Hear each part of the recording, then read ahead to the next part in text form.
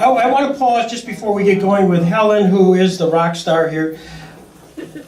What Russ said about the pausing, reflecting on those who gave the ultimate sacrifice, literally running from the American Revolution right through today, is relevant to what we do here at the Jackson Center. Some of you may know we have been doing interviews with World War II veterans and Korean War veterans, and we continue to do that in an effort to salute them, but more importantly, to grab their story. Next week, a group of us from the Robert Jackson Center will be going to Nuremberg, as we will be there commemorating the 70th anniversary of the judgment at Nuremberg. The trial which your Robert H. Jackson, which we commemorate here, was the chief American prosecutor, and the Nuremberg trial was in fact the bookend of World War II, and it's the Robert H. Jackson-led prosecution team which ultimately, when we know the crimes against humanity, war crimes, that's what occurred at Nuremberg, and today, 70 years later, they're pausing at Nuremberg to commemorate that. We're being honored there. There are some high-level, distinguished personnel who will be in attendance. I can't say it, but Mike will be reporting it October 1st. Details to follow. So it's very exciting for us and very relevant to what you did, Russ. Ties in perfectly. It also is coming up on the 125th anniversary of Robert Jackson. We are not shy here about pausing and reflecting on anything divisible by 5, 10, 25, 50, you name it. 125 is really terrific. And that is the segue to having an opportunity to do an interview with Helen Ebersole. Helen wrote a book called Off the Pedestal, Jackson in Jamestown, 1909 to 1934. It's this book here, of which a revised edition will be forthcoming. So this is unique. There's only a few of these left, and I think Gary's got them all at this point. So Helen, I just, for the benefit of the audience here, what got you interested in Robert Jackson? You have written so much on the Jamestown history, the electricity and politics in Jamestown, Chautauqua Lake Hotel, trolleys of Jamestown and Chautauqua Lake, and so on. And an impressive record dealing with the history of the Post-Journal. Why Jackson? History is the story of people. And so I've specialized in local history for about 40 years now.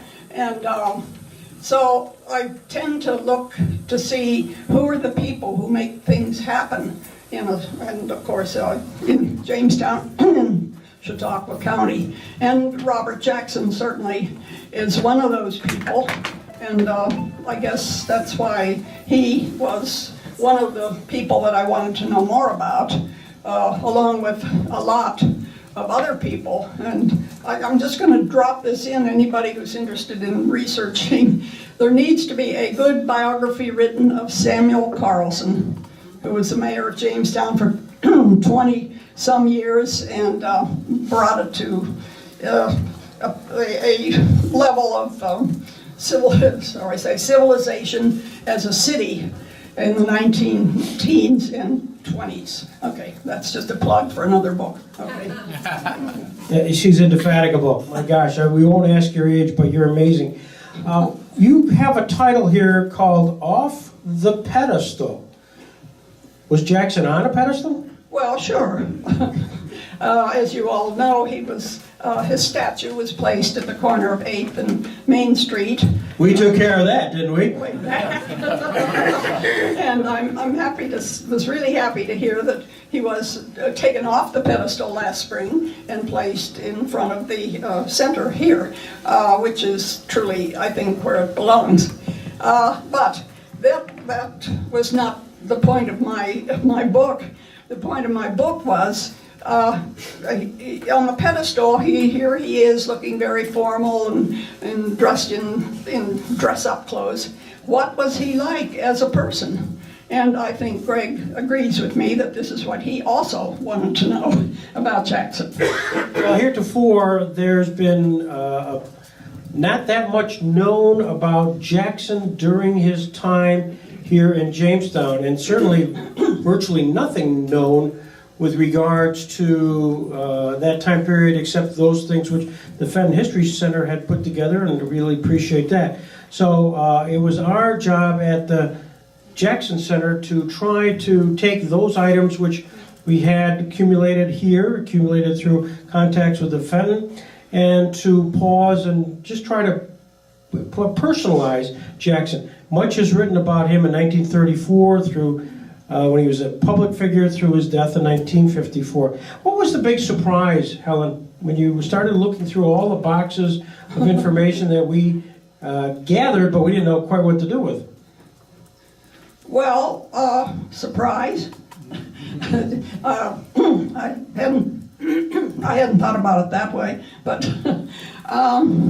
I felt that what I learned about Jackson, through goodness knows all the boxes, yes, was that he, in Jamestown, provided a grounding for what he did later in life. He was, I don't want to say the same person that you're honoring in his, we honor as a national figure, an international figure. Some of the same qualities, those qualities were developed when he lived and worked here in Jamestown. Of personality and hard work, and certainly his abilities as a lawyer, as an advocate, as a prosecutor. He was so well known in Chautauqua County. What was it in his skill set that he was a lawyer who was born on a farm in Warren County, Pennsylvania, went to Frewsburg, was the valedictorian of a class of 7, did his 13th year here in Jamestown, never went to college, never graduated from law school, and yet here we are during his time period. He developed a skill set which would lead him to be what was deemed by many Supreme Court justices the greatest writer in the history of the Supreme Court. What did you find in all of that led him to that? Well, for one thing, I think he had an excellent brain. He was able to absorb, as Jen was saying, all this, if he read, and he probably did, most of the reading list that Mary Willard assigned to him. And he not only read it, but he remembered it, and he used it. Many of his speeches, he always quotes either Shakespeare or the Bible. Very classic education that he had the brains to start with. And then I think he also, I have to say so because he achieved so much, he was ambitious. He did know that he wanted to do, I don't want to say great things, but he wanted to rise above what just the practice of law. And of course, when the call came for him to move to Washington, though he loved this area for all the things that it is, the beauty of nature, he liked the people, he liked the whole area and felt at home here. But when the call came from Washington to ask him to join the federal government, it was rather surprising short time. Actually, he wrote a list of 12, 13 reasons why he should not do this. And the next day he accepted. So I think the call of a larger area for him to exercise his talents was too much, but he did have all the talents to do that. And of course, in Jamestown was where he honed his skills as a speaker and as a prosecutor. And again, still to be honored for some of the best Supreme Court writings that have ever been presented. He honed much of his early speeches and writings as a member of the Democratic Party. He was at a time in Chautauqua County history where he was probably one of 2 or 3 Democrats who were lawyers, probably one of 10 people that were actually Democrats. And yet he represented so many of the Republican-led corporations at the time. Again, how did the politics and his status work? Did you have a sense of that? Well, he was always a loyal Democrat, yes. But Also, in addition, I should have said, in addition to having a good brain, he had a good personality, and he could see, I guess because of and he was ambitious, and I think he looked carefully at what would be good for him. Not that he changed parties, he was always a loyal Democrat, but he didn't let the party affiliations affect a chance to take a good case that would show his talents and allow him to exercise his abilities in the courtroom. I don't think politics entered into that at all. And he had a genial personality. One of his, he just seemed to charm the groups that he was in. Any group that he became a part of, and he was a real joiner also. I just learned, and I didn't know this Rotary Club was established in 1919, I think Gary told me, and I hadn't done research in this, but I have read nothing about Jackson becoming a Rotarian, but he certainly was everything else. He was, Eagles, Elks, 33rd degree, Mason, Scottish Rite, all the things that you could join, he joined. And I don't think his Democratic connections made a whole lot of difference. As a joiner and a participant in the community, he was intimately involved in so many things, including the mergers of the electric company, utility companies here, and the banks. He represented what we now know as Windstream, which was the Jamestown Telephone Company, many utilities. Did you get a sense that of his stature in the community among as a well-respected lawyer and community leader? Oh, certainly. He was probably, I don't know how the Bar Association locally regarded him. He was a wonderful leader there and member in good standing. But people who could hire him to take care of their cases, their court cases, always tried to get Jackson to advocate for them in the courtroom. He stood very high in all these, as well as throughout the region and eventually throughout the state. He was joined the organizations of the legal associations that were, and he also established a association of lawyers. I can't remember the exact name of it now. So many acronyms, but yes, he's been a leader very much so. What we're going to try to accomplish this next year, Helen, with your new revised book as its focal point, is commemorate Jackson's 125th birthday, but with that is an opportunity to reflect on his impact on so many areas, not only locally, nationally, and internationally. And we're going to be working very closely with the Fenton History Center, the Prendergast Library, and be parts of, and much more details to follow as we circulate programming for the next year. One of the programs which has been advanced, which is most interesting to me, really, Marion Beckerink, if you don't know her, she's sitting there, our Director of Development. Go see her. Would you just say hello? Yeah, I met her the other day. Yeah, Marion, but Marion's been working on Jackson's perhaps role as an environmentalist. And it took me a pause for a second. And Helen, I know you mentioned a little bit in your book about the Forbes case, about the city of Jamestown, about the contamination. Do you recall what you wrote about that particular case? Oh yes, that was a very famous case, and I don't know, many of you may have read about it, but I doubt it, unless you read the microfilms of old newspapers. Or this book. Well, that too.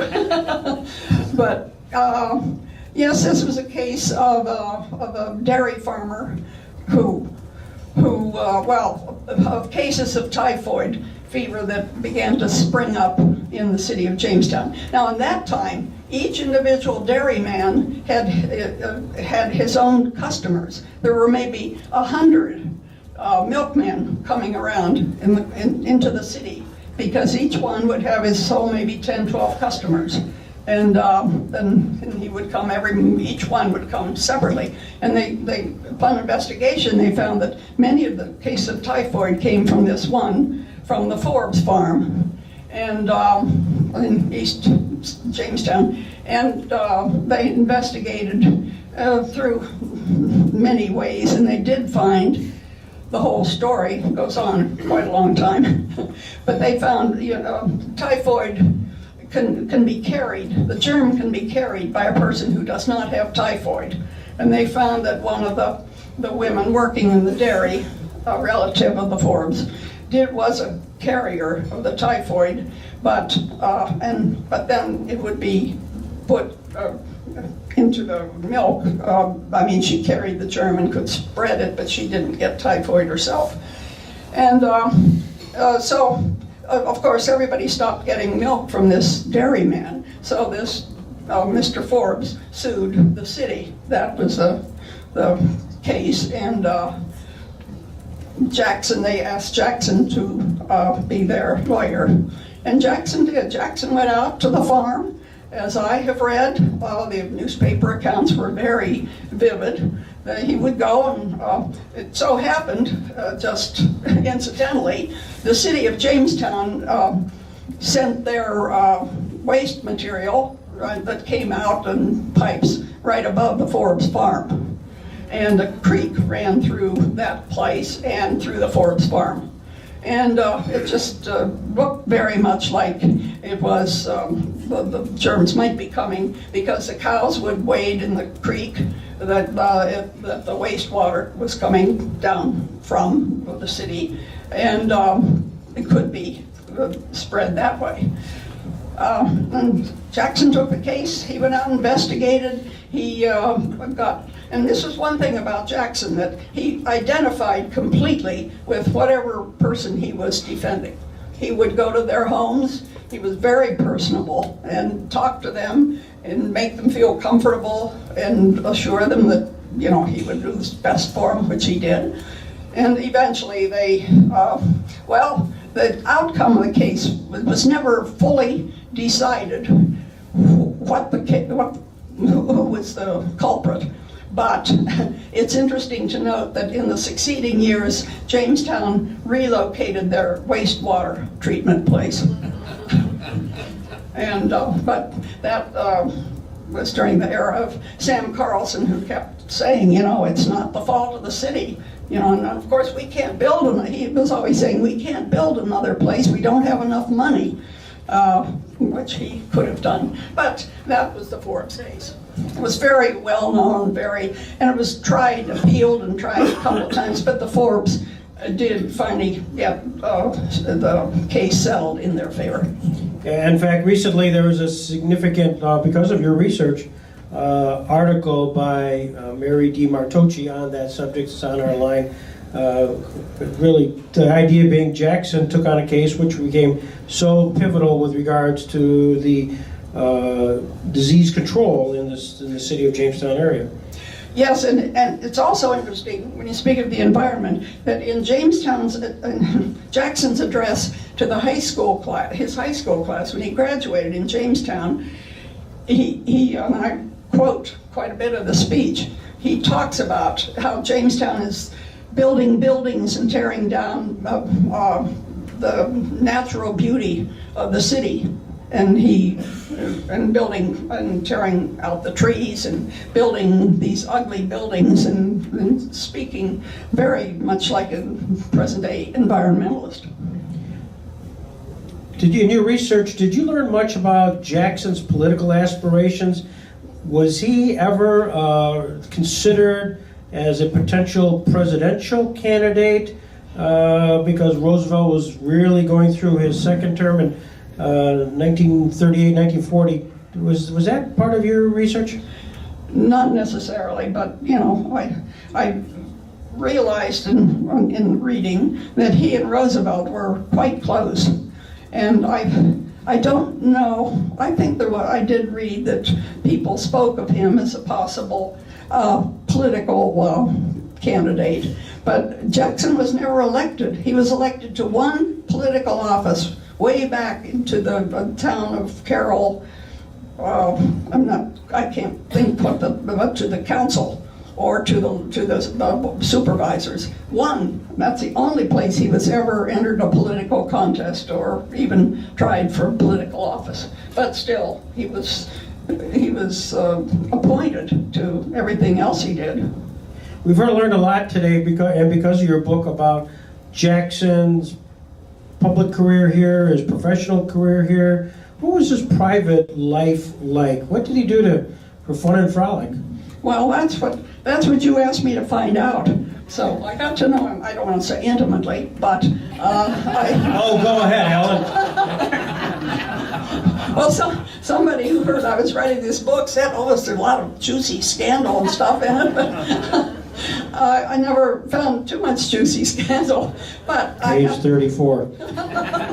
But I would say that Greg, when he first started the Jackson Center back in the early 90s, as you know, he has interviewed thousands of people by now, but very wisely, he talked to a lot of people at that time who are not with us anymore, who knew, they didn't know, they were not the same age as Jackson. They knew the Jackson children, and they were in the Jackson home. And those were just a wonderful source for me for the private life of Robert Jackson. He really enjoyed a good time. He loved to ice skate, roller skate. He loved to dance. If they'd have parties, he would always make his nieces and nephews get up and dance, or if they didn't know how, he'd teach them how. And Irene, his wife, played the piano. So family gatherings would always include that dancing and parties. He really liked to go up back to Frewsburg and camp out in the summer. His favorite food, I don't know what, it might have been, they called it cowslip sandwiches. And I don't know what cowslip would that, I don't know what that is, but that's supposedly when they went out camping. And it might be, what am I thinking of? Well, anyway, but he enjoyed a good time, and supposedly, from what people said, any group that he was in was kind of elevated in spirit if he was there, just because he had a good time and enjoyed being with people. However, other people said that he was not a one-liner joke person with a lot of real, rapid small talk, but he was just genial and friendly, and apparently it transferred itself to other people that he was with. As are you, genial and friendly, and I love this enthusiasm. Don't you love it? I mean, it's just unbelievable. Well, for those who want to know what a cowslip sandwich is, or was, see Russ Dietrich, for it was Russ Dietrich and Jim Roselli. You got the answer back there? All right. Met with Helen Adams. Helen Adams was Jackson's sister, youngest sister, and they had an interview, and I got the tape, and on that's where it came up. He enjoyed things that he could get here that he couldn't get in Washington, like cowslip greens. He waited desperately for those. He certainly did. Did you fix them for him? I certainly did. What's the recipe? Well, all you have to do is to wash your greens and put some meat in with them and cook them until they're done. Ham is very good in with the greens. Cowslip greens. Closure here. Any questions that anybody might have of Helen?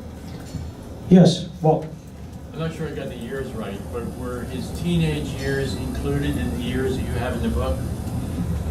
well, let's see. The book starts when he comes to Jamestown. He would have been 18, I think. What is 1909? 1909, right? I just assumed if you were going to take somebody off the pedestal of teenage years, it would have been a wonderful opportunity. Any good stories? Remember any high school stories? Anything that? Well, as soon as he got to the high school, of course he was like a fifth-year student, but it was the fourth year at Jamestown High School, and he immediately, yes, he immediately became a leader. That seemed to be characteristic of his personality also. And he joined what was called the Lyceum, which was a debating club.